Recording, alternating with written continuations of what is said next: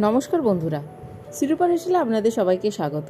প্রত্যেকবারের মতন আমি হাজির হয়েছি একটা নতুন রেসিপি নিয়ে। যদিও এই রেসিপি হয়তো অনেকের চেনা।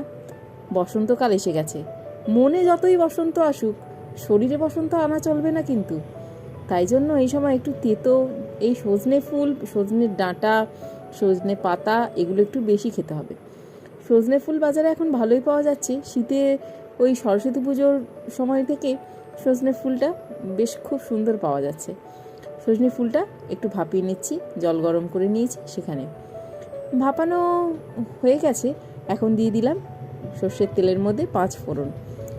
এই 5 ফোড়ন দিয়ে শিম দিয়ে আমি সজনে ফুল ভাজা খেয়েছি, কিন্তু এই রেসিপিটা আমি আমার গুরুর আশ্রম থেকে শিখেছিলাম। সেই রেসিপিটা আপনাদের সঙ্গে শেয়ার করছি। সেখানে খেয়ে ভীষণ ভালো লেগেছিল।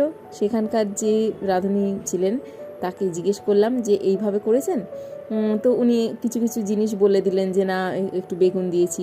সেভাবেই করার চেষ্টা করছি। হয়তো সেই স্বাদ পাওয়া যাবে না, তবুও ঘরে সেরকমটা করে খাবার চেষ্টা। সিরুপার হেসেলে ফেসবুক পেজ থেকে যারা ভিডিওটি দেখছেন তারা চ্যানেলটিকে লাইক করে আর পেজটিকে ফলো করে নেবেন।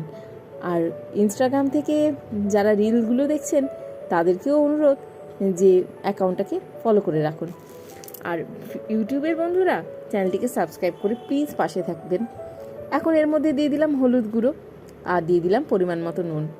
আর বিশেষ কিছু মশলা লাগবে না। এবার একটু নাড়িয়ে চাড়িয়ে ঢেকে রেখে দেবো সর্ষে ফুলটা দিয়ে। ইউটিউবে আমার আসার আগে আমি যে কাজ করতাম সেটা ওই হাতের কাজ, মেয়েরা যেমন করে সেরকমটাই। তো সেই কাজ সূত্রে আমি অনেক জায়গায় মানে হস্তশিল্প মেলায় বলুন কিংবা এক্সিবিশন বলুন, অনেক জায়গায় ঘুরেছি, অনেক বন্ধু হয়েছে। সেই সব বন্ধুরাও এখন আছে, একটা অনেক বড় পরিবার বলতে পারেন। কিন্তু যখন আমি সংসার জীবনে আবদ্ধ হলাম আর সন্তানের মাতৃবৎসল ভালোবাসায় আবদ্ধ হলাম, তখন ভাবলাম ঘরে বসে একা লাভ কী। তখন আমি এই ইউটিউব চ্যানেলটা খুলেছিলাম, ভেবেছিলাম নিজেকে ব্যস্ত রাখবো। এখন তো একটা ভালো লাগাই এর মধ্যে পরিণত হয়েছে। এখন তো ভিডিও করতে ভালো লাগে, ভিডিও দিতে ভালো লাগে। আর ভিউ বা ইনকাম কোনোটাই খুব বেশি আশা করিনি, আশা করিও না। হ্যাঁ, তবুও মানুষের যতটুকু ভালোবাসা পেয়েছি আমার মনে হয় চলার পথে সেটুকুই যথেষ্ট। কি হবে বলুন তো দৌড়াদৌড়িতে গিয়ে? তাই জন্য তবুও পৌঁছতে কি ভালো লাগে না? নিশ্চয়ই ভালো লাগে। তাও এই যে ভালোবাসাটুকু সেটাই বা কতজন পায়, তাই না?